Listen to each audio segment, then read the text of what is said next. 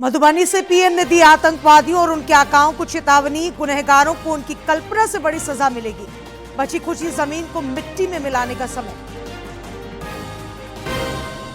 पंचायती राज दिवस पर दीपिका पांडेय ने सशक्त पंचायती राज संस्थानों पर दिया बल। चाईबासा में किसानों को मिला सोलर पंप सेट। दीपक बिरुआ बोले, सशक्त होंगे किसान। कृषि वैज्ञानिकों की नई उपलब्धि। बीएयू ने चारा फसलों की नई उन्नत किस्म विकसित की। झारखंड की परिस्थितियों के अनुकूल पशुपालकों के लिए साबित होगा वरदान। और भीषण गर्मी के प्रकोप को देखते हुए राज्य सरकार ने बदला स्कूलों का समय। मौसम विभाग ने 26-28 तक सूबे में जताया आंधी, बारिश और ओलावृष्टि का पूर्वानुमान।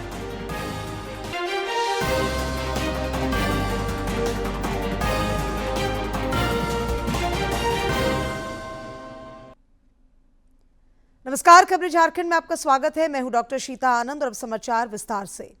प्रधानमंत्री नरेंद्र मोदी ने बिहार के मधुबनी में आज राष्ट्रीय पंचायती राज दिवस कार्यक्रम के दौरान पहलगाम हमले में जान गंवाने वाले पर्यटकों को श्रद्धांजलि दी। उन्होंने कहा कि यह हमला सिर्फ निहत्थे पर्यटकों पर नहीं हुआ है, बल्कि देश के दुश्मनों ने भारत की आत्मा पर हमला करने का दुस्साहस किया है। मैं बहुत स्पष्ट शब्दों में कहना चाहता हूं कि जिन्होंने यह हमला किया है, उन आतंकियों को और इस हमले की साजिश रचने वालों को उनकी कल्पना से भी बड़ी सजा मिलेगी। प्रधानमंत्री ने कहा कि अब आतंकियों की बची खुची जमीन को मिट्टी में मिलाने का समय आ गया है।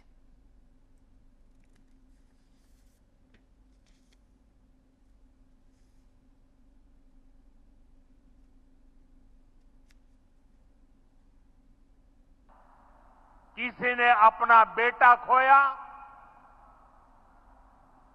किसी ने अपना भाई खोया, किसी ने अपना जीवन साथी खोया है। उनमें से कोई बांग्ला बोलता था, कोई कन्नड़ा बोलता था, कोई मराठी था, कोई ओडिया था, कोई गुजराती था, कोई यहां बिहार का लाल था। आज उन सभी की मृत्यु पर करगिल से कन्याकुमारी तक हमारा दुख एक जैसा है, हमारा आक्रोश एक जैसा है। ये हमला सिर्फ निहत्थे पर्यटकों पर नहीं हुआ है, देश के दुश्मनों ने भारत की आत्मा पर हमला करने का दुस्साहस किया है। मैं बहुत स्पष्ट शब्दों में कहना चाहता हूं, जिन्होंने ये हमला किया है, उन आतंकियों को और इस हमले की साजिश रचने वालों को उनकी कल्पना से भी बड़ी सजा मिलेगी।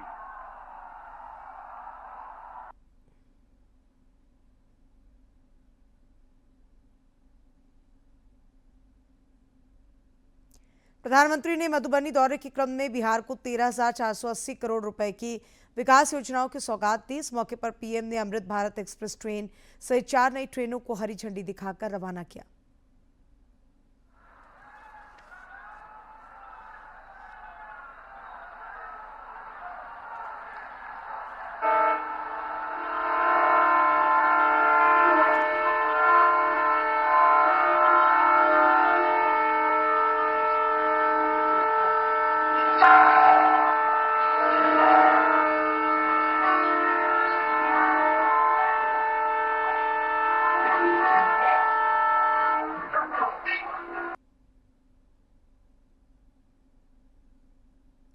बिहार के मधुबनी में पंचायती राज दिवस समारोह को संबोधित करते हुए प्रधानमंत्री ने कहा कि केंद्र सरकार ने पिछले 10 वर्षों में पंचायती राज संस्थानों को सुदृढ़ करने के लिए अनेक कदम उठाए हैं।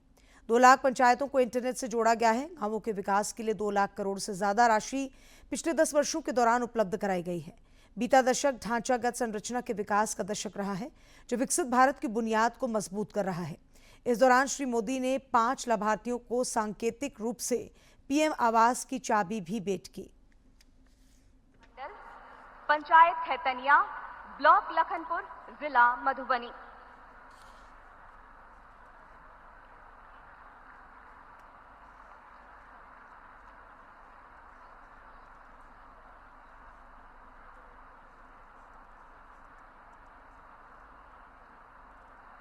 हमारी दूसरी लाभार्थी है श्रीमती सुधा देवी, पति का नाम राम नरेश चौधरी, पंचायत मधेपुर, ब्लॉक कलौली, जिला मधुबनी।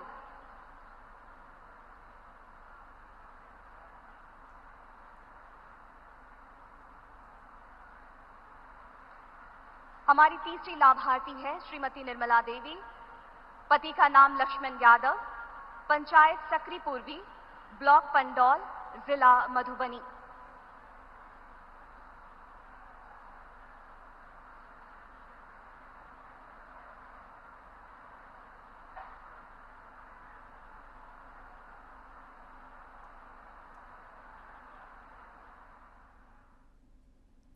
इधर राज्य की पंचायती राज मंत्री दीपिका पांडे सिंह ने भी सक्षम और सशक्त पंचायती राज संस्थानों पर बल दिया है। उन्होंने कहा कि पंचायत जब सशक्त होगा तभी भारत भी समृद्ध होगा।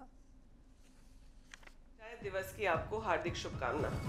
73वें संशोधन ने जिसने यह सुनिश्चित किया कि पंचायती राज व्यवस्था और सशक्त हो और मजबूत होकर के लोकतंत्र की जड़ों को मजबूत करे, इसके वर्षगांठ पर हम लोग यह दिवस मना रहे हैं। आदरणीय प्रधानमंत्री स्वर्गीय राजीव गांधी जी के प्रयासों से यह पंचायती राज का कानून बन करके आया और यह सुनिश्चित हुआ कि महिलाएं भी 50% प्रतिनिधित्व ग्राम व्यवस्था में करेंगी। पंचायती राज को सशक्त करने के लिए हम लोग दृढ़ संकल्पित हैं और झारखंड में भी आदरणीय मुख्यमंत्री हेमंत सोरेन जी के नेतृत्व में हम लोग पंचायती राज के अधिकारों को लागू करना सुनिश्चित करेंगे। आप लोगों को एक बार फिर से इस दिवस की शुभकामना। धन्यवाद। भूमि सुधार, राजस्व एवं निबंधन तथा परिवहन मंत्री दीपक बिरुवा ने आज चाईबासा में पश्चिमी सिंहभूम जिले के किसानों के बीच सोलर पंप सेट का वितरण किया।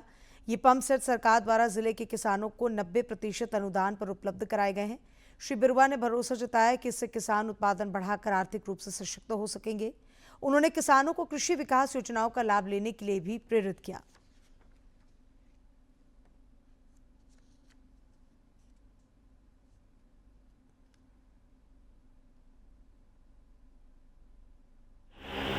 नब्बे % अनुदान पर ये पंप सेट उपलब्ध कराया जा रहा है और जिस तरीके से बिजली की माना खपत आपका नहीं होगा बल्कि सोलर से ही आप उनको चला सकेंगे।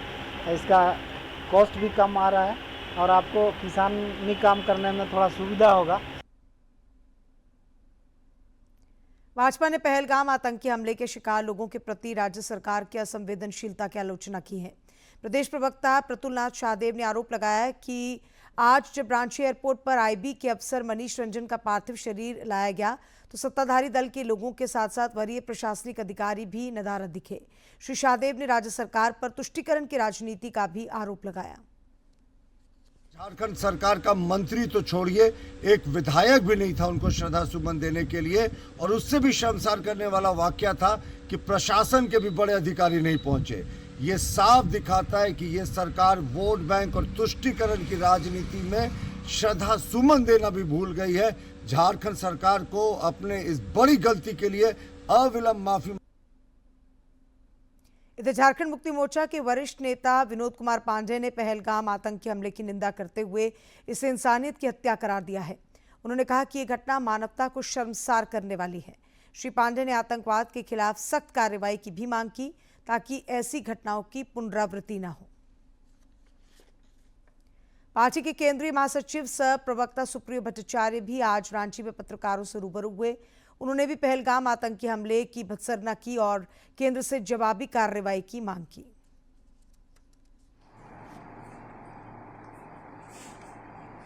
हमको सफाया करना है, पहले देश के गद्दारों का सफाया, समाज के गद्दारों का सफाया करना है, हिंदुस्तान के अमन चैन को बर्बाद करने वाले को पहचान करना है, उनको समाप्त करना है।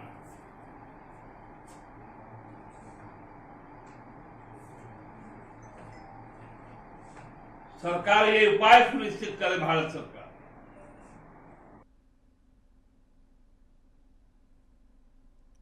पहलगाम में आतंकियों की बर्बरता से सभी आहत हैं। खूंटी में भी इसके खिलाफ लोग मुखर नजर आ रहे हैं। आतंकी हमले के विरोध में आज विभिन्न संगठनों ने बंद बुलाया था, जिसका व्यापक असर देखा गया। इस बंद का सभी धर्म समुदाय के लोगों ने समर्थन किया। दुकानदारों ने भी बंद के समर्थन में अपनी दुकानें बंद रखी। बंद समर्थकों और जिलावासियों ने घटना के जिम्मेदार आतंकियों पर एक्शन की मांग की।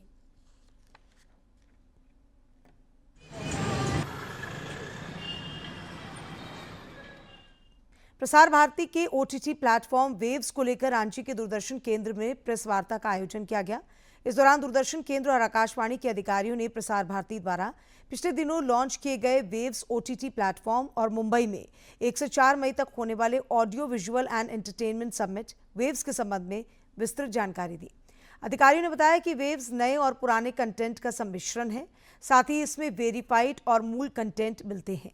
मौके पर दूरदर्शन केंद्र रांची के केंद्राध्यक्ष संजीव कुमार, समाचार प्रमुख दिवाकर कुमार, कार्यक्रम प्रमुख सुधीर कुमार, COS अमन कुमार, कार्यक्रम अधिशासी गोविंद कुमार झा और पूर्णिमा कुमारी, आकाशवाणी रांची की समाचार प्रमुख शिल्पी तथा कार्यक्रम प्रमुख जेवियर कंडुलना समेत कई अधिकारी मौजूद थे।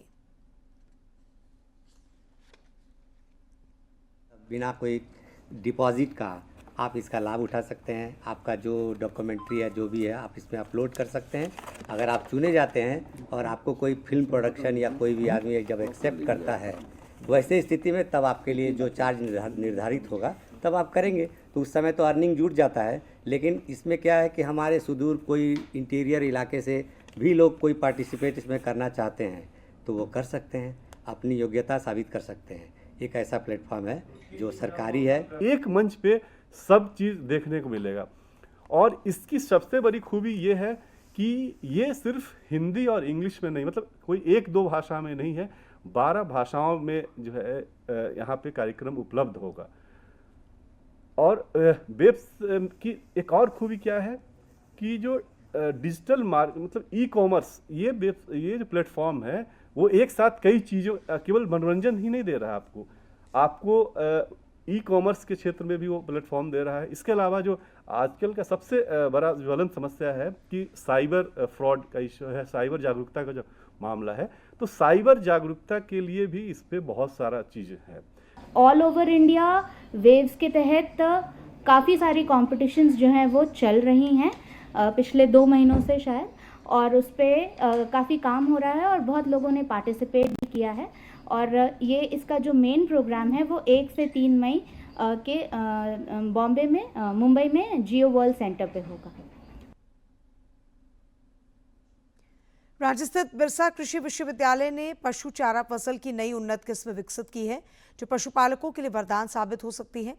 बिरसा कृषि विश्वविद्यालय के पौधा प्रजनन वैज्ञानिक डॉक्टर योगेंद्र प्रसाद और डॉक्टर बीरेंद्र कुमार पिछले लगभग 1 दशक से इस किस्म के विकास पर शोध कर रहे थे। भारतीय कृषि अनुसंधान परिषद ने चारा फसल संबंधित अखिल भारतीय समन्वित अनुसंधान परियोजना के तहत खेसारी की चारा फसल की इस उन्नत किस्म बिरसा खेसारी 1 को देश के उत्तर पूर्वी क्षेत्र और मध्य क्षेत्र के लिए जारी करने की अनुशंसा की है।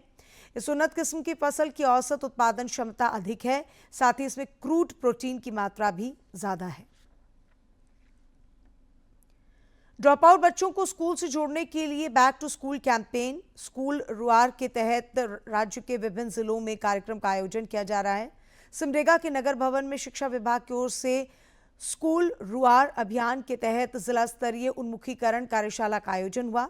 इस मौके पर उपायुक्त अजय कुमार सिंह ने बच्चों को स्कूल से जोड़ने और स्कूल में उनका ठहराव सुनिश्चित करने के लिए रचनात्मक प्रयासों पर जोर दिया। साथ ही उन्होंने अनामांकित बच्चों के अभिभावकों को जागरूक करने का सुझाव भी दिया। इस दौरान उपायुक्त ने बताया कि इस अभियान के तहत 25 अप्रैल से जिले के विभिन्न विद्यालयों में कई तरह की गतिविधियां संचालित की जाएंगी।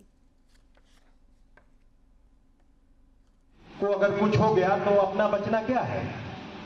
वो चाहता है कि मैक्सिमली अलाइव होकर के पढ़े, कि अपने साथ अपने परिवार, अपने मित्र, बंधु बांधव, अपना समाज, देश को लेकर के पढ़े, तभी वो खुश रहता है। तो एग्जिस्टेंस, जो आदमी है, जो मनुष्य है, उसकी दो मूल चाह हुई। पहला तो बचना और दूसरा अच्छे से वर्धित होना। रांची में अतिक्रमण के खिलाफ आज बुलडोजर चला। स्थानीय बिरसा चौक बाईपास रोड से अतिक्रमण हटाया गया। इस दौरान पुलिस और प्रशासन की व्यापक बंदोबस्ती देखी गई। स्थानीय लोगों ने इस दौरान प्रशासन की कार्रवाई का विरोध करते हुए कुछ समय देने की मांग की, लेकिन प्रशासन ने अतिक्रमण के खिलाफ सख्ती दिखाई।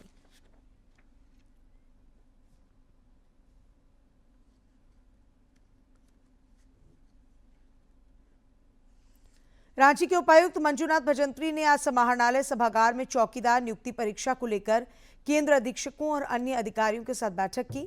ये परीक्षा 27 अप्रैल को आयोजित होगी, जिसे लेकर रांची में 15 केंद्र बनाए गए हैं।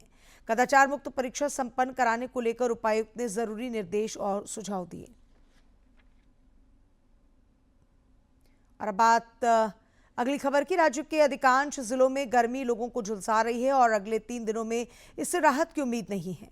पिछले 24 घंटों के दौरान डाल्टनगंज और जमशेदपुर का तापमान 43 डिग्री सेल्सियस रिकॉर्ड किया गया है। वहीं बोकारो और चाईबासा का तापमान 42 डिग्री के पास रहा। इधर राज्य सरकार ने बढ़ती गर्मी को देखते हुए स्कूलों के संचालन समय में बदलाव का आदेश जारी किया है। इसके अनुसार कक्षा केजी से 8वीं तक की कक्षाएं सुबह 7 बजे से 11:30 बजे तक और कक्षा 9वीं से 12वीं तक की कक्षाएं सुबह 7 बजे से दोपहर 12 बजे तक संचालित की जाएंगी। इधर मौसम विभाग ने 26 से 28 अप्रैल के बीच सूबे में गरज के साथ आंधी, बारिश और ओलावृष्टि का पूर्वानुमान व्यक्त किया है। विभाग के मुताबिक चक्रवातीय प्रवाह के कारण 26 अप्रैल को बोकारो, सरायकेला, जामताड़ा, देवघर और दुमका समेत 11 जिलों में कहीं कहीं तेज हवाओं के साथ वज्रपात की आशंका है, जिसे लेकर येलो अलर्ट जारी किया गया है। वहीं 27 और 28 अप्रैल को राजधानी रांची, रामगढ़, हजारीबाग, बोकारो, दुमका, धनबाद, कोडरमा और गिरिडीह समेत कुछ अन्य जिलों में वज्रपात के साथ ओलावृष्टि की संभावना है। विकास के दावों की तरह राज्य के कई इलाके आज भी मूलभूत सुविधाओं को तरस रहे हैं। गर्मी के इस मौसम में सिमडेगा जिले के सदर प्रखंड अंतर्गत चिरोबेड़ा गांव में लोग सूखी नदी में बालू हटाकर कड़ी मशक्कत से पानी की व्यवस्था कर रहे हैं। देखिए ये रिपोर्ट। में जल संकट भी गहराता दिख रहा है। सिमडेगा जिले के सदर प्रखंड अंतर्गत चिरोबेड़ा गांव में जल संकट इस कद्र है कि लोग सूखी नदी में बालू हटाकर कड़ी मशक्कत से पानी की व्यवस्था कर रहे हैं। ग्रामीणों ने बताया कि यहां 3 साल पहले जल नल योजना के तहत पाइप लगाई गई थी, लेकिन 1 साल ही नल से पानी आया, उसके बाद सब कुछ ठप हो गया। पानी की समस्या है। यहाँ पर कुछ साल पहले टंकी के द्वारा पानी सप्लाई दिया गया था, लेकिन अभी 2-2.5 साल से बंद है। अभी वही नदी के जो बालू है उसको हटा के फिर वहाँ से पानी को साफ करके पीते हैं। पानी कर समस्या है, पानी नहीं भेटल, गर्मी दिने तो सूख जाएला और पानी आने के बालू के गड्ढा कोड़ेल। जिला मुख्यालय से लगभग 35 किलोमीटर दूर ये गांव विकास के दावों के तर मूलभूत सुविधाओं तक से महरूम है। यहाँ ना तो कोई पक्की सड़क है, ना स्कूल है और ना ही स्वास्थ्य केंद्र। सड़क नहीं होने के कारण मरीज को चारपाई पर लिटाकर उन्हें लाद कर 3-4 किलोमीटर का सफर तय करते हुए मुख्य सड़क तक आना पड़ता है। हम लोग को पानी के लिए कोई सुविधा दे दे। रोड का भी, जैसे रोड भी बहुत ही जरूरी चीज़ है हम लोग के लिए। 2 बहुत ज़रूरी चीज़ है, रोड और पानी। पानी लेने के लिए तो मतलब अभी तो मिल जा रहा है, बरसात में और ज़्यादा दिक्कत होता है, नदी भर जाता है तो पानी पीने के लिए नहीं मिलता है यहाँ पे। इधर ग्रामीणों की सुध लेने पहुंचे कांग्रेस के नेता दिलीप तिर्की ने कहा कि वे क्षेत्र में सुविधाओं की उपलब्धता को लेकर प्रयास करेंगे ताकि लोगों की दिक्कतें कम हो। हमारा काफ़ी गंभीर इस चीज़ों को लेकर के हम काफ़ी गंभीर हैं। हमारी सरकार है, हम सरकार तक इन बातों को रखेंगे, न्यूज़ के माध्यम से, अपने लेखन के माध्यम से, और जल्द से जल्द अभी हमने विभाग अधिकारियों से भी बात किया है और त्वरित इसका निदान करने की भी हमने मांग की है।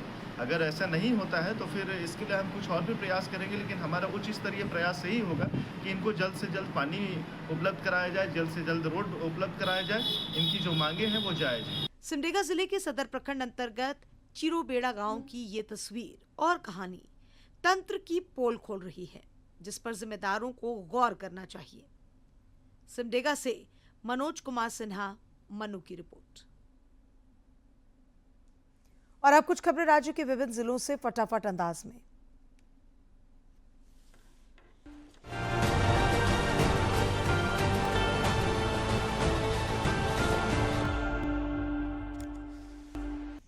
केंद्रीय मंत्री सह कोडरमा सांसद अन्नपूर्णा देवी ने देशवासियों को राष्ट्रीय पंचायती राज दिवस की आज बधाई दी। उन्होंने कहा कि देश के समग्र उत्थान की कुंजी विकसित एवं आत्मनिर्भर पंचायतें हैं और ये विकसित भारत की आधारशिला हैं। आजसू पार्टी के अध्यक्ष सुदेश महतो ने पंचायती राज दिवस की लोगों को शुभकामनाएं दी हैं। उन्होंने कहा कि पंचायती राज व्यवस्था ग्रामीण भारत के सशक्तिकरण तथा मजबूत लोकतंत्र की नींव है। शिक्षकों की प्रतिनिधिमंडल ने रांची में स्वास्थ्य मंत्री इरफान अंसारी से मुलाकात कर उन्हें समस्याओं से अवगत कराया। श्री अंसारी ने कहा कि मुख्यमंत्री हेमंत सोरेन के विदेश से लौटने के बाद वे उनसे और शिक्षा मंत्री से मिलकर समस्या के समाधान के सिलसिले में प्रयास करेंगे। स्वास्थ्य मंत्री इरफान अंसारी से रांची आवास पर खिजरी विधायक राजेश कच्छप, मनिका विधायक रामचंद्र सिंह और अन्य नेताओं ने मुलाकात की। इस दौरान विभिन्न समसामयिक विषयों पर बातचीत हुई। नेतरहाट से रांची लौटने के क्रम में लोहरदगा परिसदन में मंत्री सुदिव्य कुमार और पूर्व मुख्यमंत्री सह भाजपा नेता चंपई सोरेन की मुलाकात हुई, जिसे मंत्री ने शिष्टाचार भेंट बताया। इस दौरान दोनों के बीच थोड़ी देर बातचीत भी हुई। पूर्व मुख्यमंत्री सह भाजपा नेता चंपई सोरेन ने आज लोहरदगा दौरे के क्रम में भगवान बिरसा मुंडा को नमन किया। उन्होंने तस्वीर साझा कर कहा कि धर्मांतरण के खिलाफ उनका संघर्ष तथा उनके विचार आज भी आदिवासी समाज को आगे बढ़ने की राह दिखाते हैं। गिरिडीह में झारखंड विधानसभा की पर्यावरण एवं प्रदूषण नियंत्रण समिति ने परिसदन में अधिकारियों के साथ बैठक की। इस मौके पर समिति ने प्रदूषण बोर्ड, वन प्रमंडल समेत विभिन्न उद्योगों से जुड़े प्रतिनिधियों से पर्यावरण संरक्षण तथा प्रदूषण नियंत्रण की दिशा में किए गए कार्यों के संबंध में जानकारी ली। धनबाद सांसद डुल्लू महतो ने गिरिडीह में आयोजित भामाशाह जयंती समारोह में बतौर मुख्य अतिथि शिरकत की। इस दौरान उन्होंने भामाशाह को नमन करते हुए उनके योगदान का स्मरण किया। श्री महतो ने राष्ट्र निर्माण पर बल देते हुए लोगों से समाज में एकता, सेवा और सद्भावना को बढ़ावा देने की अपील की। धनबाद जिले के टुंडी प्रखंड में अनुमंडल कृषि पदाधिकारी और जिला कृषि अभियंता ने कृषक पाठशाला का निरीक्षण किया और जरूरी निर्देश तथा सुझाव दिए। इधर जामताड़ा प्रखंड में जिला कृषि पदाधिकारी ने कर्मियों के साथ बैठक कर कृषि एवं बागवानी की विभिन्न योजनाओं के क्रियान्वयन के बारे में जानकारी प्राप्त कर उन्हें कार्यों में उत्कृष्टता लाने के निर्देश दिए। ईचागढ़ की विधायक सविता महतो ने चांडिल प्रखंड के कपाली और माकुला कोचा गांव में आयोजित हरि नाम संकीर्तन के दौरान हरि मंडप में माथा टेक कर गांव की सुख शांति की प्रार्थना की। उन्होंने कहा कि ऐसे धार्मिक कार्यक्रम गांव में खुशी और भाईचारगी बढ़ाते हैं। जामताड़ा में जोहार कम्युनिटी आउटरीच प्रोग्राम कोप अभियान के तहत लोगों को साइबर जागरूकता, नशाखोरी, महिला उत्पीड़न जैसे अपराध के विरुद्ध जागरूक किया जा रहा है। इस सिलसिले में थाना स्तर से साप्ताहिक जागरूकता अभियान चलाया जा रहा है। पाकुड़ उपायुक्त ने कालाजार उन्मूलन अभियान के तहत कीटनाशी छिड़काव और एक्टिव केस सर्च को लेकर सभी प्रखंडों के संबंधित अधिकारियों के साथ बैठक कर आवश्यक दिशा निर्देश दिए। पूर्वी सिंहभूम के उपायुक्त ने नीलाम पत्र शाखा एवं कोषागार का निरीक्षण कर बायोमेट्रिक उपस्थिति और महत्वपूर्ण संचिकाओं की जांच की। उन्होंने कार्यालय परिसर की साफ सफाई, फाइलों को व्यवस्थित रखने और बेहतर कार्य संपादन पर जोर दिया। विधायक उमाकांत रजक ने यूपीएससी में 557वां रैंक प्राप्त करने वाले बोकारो के राजकुमार महतो को शॉल ओढ़ाकर सम्मानित किया। उन्होंने कहा कि राजकुमार महतो ने जिले का मान बढ़ाया है। बोकारो में पशुपालन को बढ़ावा देने के लिए लगातार पहल हो रही है। मुख्यमंत्री पशुधन विकास योजना अंतर्गत पेटरवार प्रखंड में लाभुकों के बीच बकरों का वितरण किया गया। खूंटी में पुलिस ने गुप्त सूचना के आधार पर जिले के कर्रा थाना क्षेत्र से 2 अपराधियों को गिरफ्तार किया है। दोनों की निशानदेही पर 2 देसी कट्टा और 2 मोबाइल फोन बरामद किए गए। कोडरमा आत्मा सभागार में उर्वरक विक्रेताओं के बीच electronic point of sale ePOS machine का वितरण किया गया। साथ ही उन्हें प्रशिक्षण भी दिया गया। इस मौके पर कुल 59 ई-पॉस मशीनों का वितरण हुआ।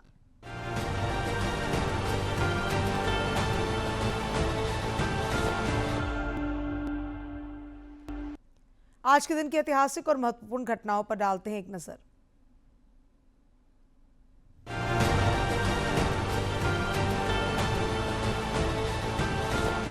पंचायती राज दिवस मनाने की शुरुआत हुई। दरअसल आज ही के दिन साल 1993 को देश में सत्ता के विकेंद्रीकरण की दिशा में ऐतिहासिक अवसर था, जब सत्ता को जमीनी स्तर तक पहुंचाया गया। इस दिन पंचायती राज व्यवस्था को संस्थागत स्वरूप दिया गया और इसके लिए संविधान में 73वां संशोधन किया गया और इसी दिन से पंचायती राज व्यवस्था प्रभाव में आई। इस दिन पंचायती राज मंत्रालय देश भर में पंचायतों को बेहतर प्रदर्शन के लिए सम्मानित करता है। 24 अप्रैल साल 1974 को रामधारी सिंह दिनकर का निधन हुआ। सितंबर साल 1908 को बिहार के बेगूसराय जिले में जन्मे रामधारी सिंह हिंदी के महान कवि थे। दिनकर की प्रसिद्धि आधुनिक युग के श्रेष्ठ वीर रस के कवियों के रूप में हुई है। साहित्य अकादमी पुरस्कार और ज्ञानपीठ पुरस्कारों से सम्मानित दिनकर को हिंदी साहित्य में अतुलनीय योगदान के लिए भारत सरकार ने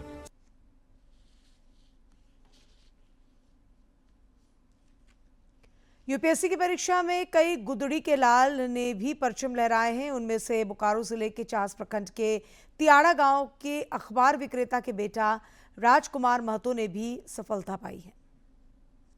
किया जा सकता है।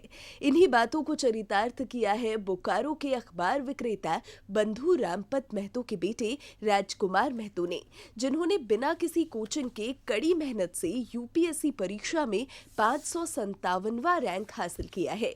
राजकुमार ने अपनी सफलता का श्रेय माता पिता, बहनों और अपने शिक्षकों को दिया है।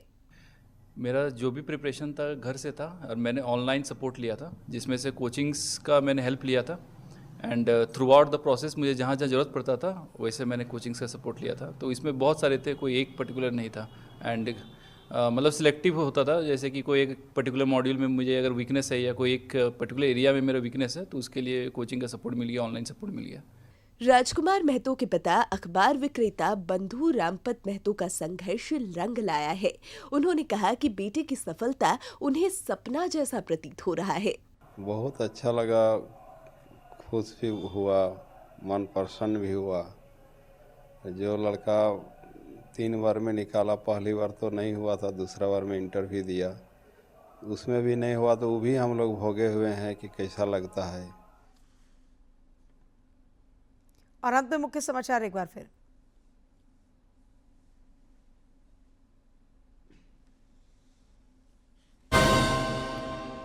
मधुबनी से पीएम ने दी आतंकवादियों और उनके आकाओं को चेतावनी। गुनहगारों को उनकी कल्पना से बड़ी सजा मिलेगी। बची कुची जमीन को मिट्टी में मिलाने का समय। पंचायती राज दिवस पर दीपिका पांडे ने सशक्त पंचायती राज संस्थानों पर दिया बल। चाईबासा में किसानों को मिला सोलर पंप सेट। दीपक बिरुआ बोले, सशक्त होंगे किसान। कृषि वैज्ञानिकों की नई उपलब्धि। बीएयू ने चारा फसलों की नई उन्नत किस्म विकसित की। झारखंड की परिस्थितियों के अनुकूल पशुपालकों के लिए साबित होगा वरदान। और भीषण गर्मी के प्रकोप को देखते हुए राज्य सरकार ने बदला स्कूलों का समय। मौसम विभाग ने 26 से 28 तक सूबे में जताया आंधी, बारिश और ओलावृष्टि का पूर्वानुमान।